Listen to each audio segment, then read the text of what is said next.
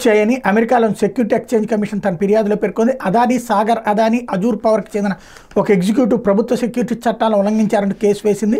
లంచాలకు సంబంధించి వారి మధ్య జరిగిన మొబైల్ సంభాషణతో పాటు అదానీ గ్రీన్ అంతర్గత రికార్డులు విచారణ సంస్థలు తమ నివేదికలో ఉటంకించాయి. ప్రధాన అంశాలు ఇవి: సెకీతో విద్యుత్ ఒప్పందాలకు రాష్ట్ర విద్యుత్ పంపిణీ సంస్థలు ముందుకు రాకపోవడంతో గౌతమ్ అదానీ, సాగర్ అదానీ, వినీత్ ఎస్ జైన్ ఇతరులు సుమారు 2029 కోట్లు $265 మిలియన్ మొత్తాన్ని రాష్ట్రాలకు లంచాలుగా ఇస్తామని వాగ్దానం చేశారు. ఇందులో అప్పటి ఆంధ్రప్రదేశ్ ముఖ్యమంత్రి జగన్మోహన్ రెడ్డికి 1750 కోట్లు $228 మిలియన్ ఇచ్చినట్టు పేర్కొన్నారు. సెకీతో విద్యుత్ ఒప్పందం కుదరడానికి ముందు గౌతమ్ అదానీ 3 సార్లు ఫారిన్ అఫీషియల్ 1 ముఖ్యమంత్రి జగన్ని కలిశారు. 2021 ఆగస్టు 7, సెప్టెంబర్ 12, నవంబర్ 20వ తేదీలో వీళ్ళు భేటీ అయ్యారు. తర్వాతే సెకీతో ఆంధ్రప్రదేశ్ విద్యుత్ పంపిణీ సంస్థల ఒప్పందానికి అంగీకరించాయి.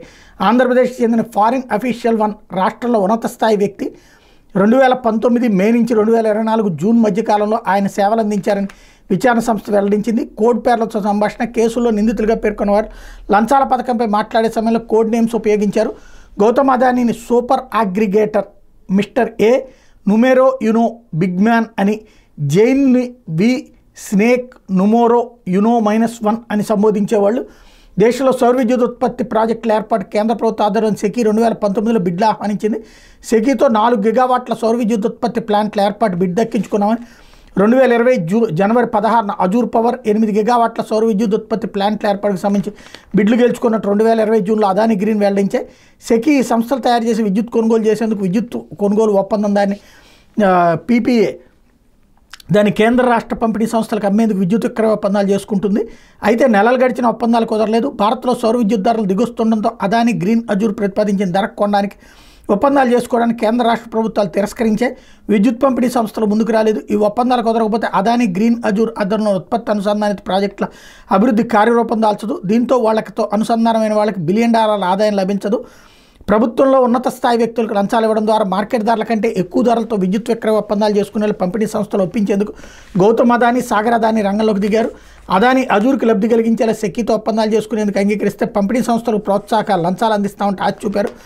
రాష్ట్రాల ఉన్నత స్థాయి వ్యక్తులకు ప్రోత్సాహకాలు ఇచ్చి సెకీతో కాంట్రాక్టులపై సంతకాలను వారిని ఒప్పించేలా ఎలా ప్రయత్నిస్తున్నాము. 2020 జనవరి, 2020 చివర, 2021 ప్రారంభంలో అజూర్ ఇతర ప్రతినిధులు నిర్వహించిన సంభాషణల్లో సాగర్ అదానీ వివరించారు. వారికి ఇచ్చే ప్రోత్సాహకాలను పెంచుతున్నట్టు పేర్కొన్నారు.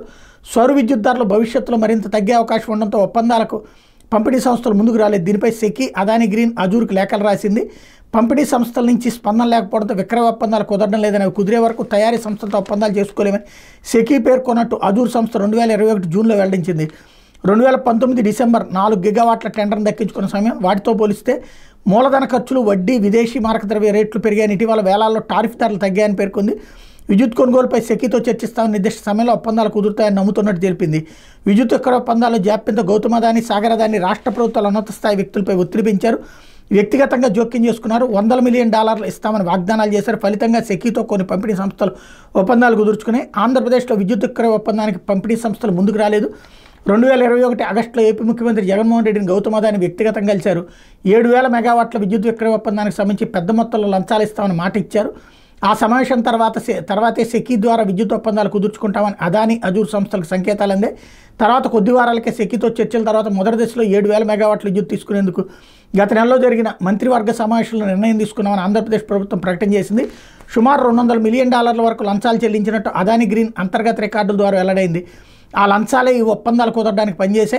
ఒరిస్సాకు 500 మెగావాట్ల విద్యుత్ విక్రయ ఒప్పందానికి సంబంధించి వాగ్దానం మేరకు $100,000 సొమ్ము చెల్లించినట్టు అదానీ గ్రీన్ అంతర్గత రికార్డుల ద్వారా తెలుస్తోంది. 2021 జూలై 22 నుంచి డిసెంబర్ 1 మధ్య 4 రాష్ట్రాలు సెకీతో విద్యుత్ విక్రయ ఒప్పందాలు చేసుకుని వీటి ద్వారా అదానీ గ్రీన్ అజూర్కి $1 బిలియన్ ఆదాయం వస్తుందని అంచనా. ఈ ఒప్పందాలు చేసుకునేందుకు సాగర్ అదానీ సహకారంతో గౌతమ్ అదానీ $100 మిలియన్ లంచాలు ఉన్నత స్థాయి వ్యక్తులకు ఇచ్చినట్టు అదానీ గ్రీన్స్ అంతర్గత రికార్డు వెల్లడించాయి.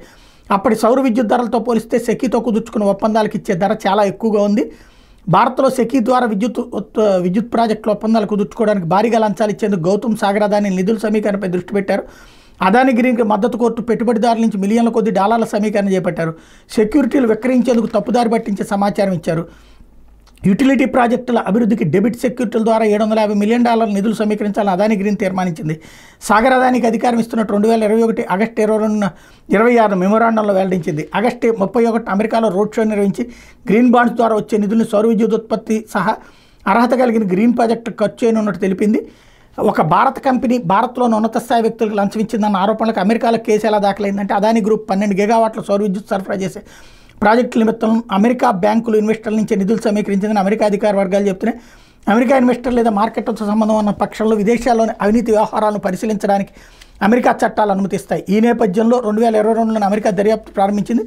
2020 నుంచి 24 మధ్య అదానీ అనుబంధ కంపెనీలు అంతర్జాతీయ ఆర్థిక సంస్థలు అమెరికా ఏఎంసీ నుంచి $2 బిలియన్ పైగా నిధులను సమీకరించాయని తెలిపాయి. అలాగే అమెరికాలో ఇన్వెస్టర్లకు సంస్థల సెక్యూరిటీల విక్రయం ద్వారా $1 బిలియన్ పైగా నిధులు సేకరించిందని ఆ వర్గాలు వివరించాయి. అమెరికా ఇన్వెస్టర్ల డబ్బులతో భారత్లో రాష్ట్ర విద్యుత్ సరఫరా కాంట్రాక్టులకు లంచాలు ఇచ్చి మోసం చేశారని deputy assistant attorney general Lisa Miller పేర్కొన్నారన్నట్టు వార్తని హైలైట్ చేశారు.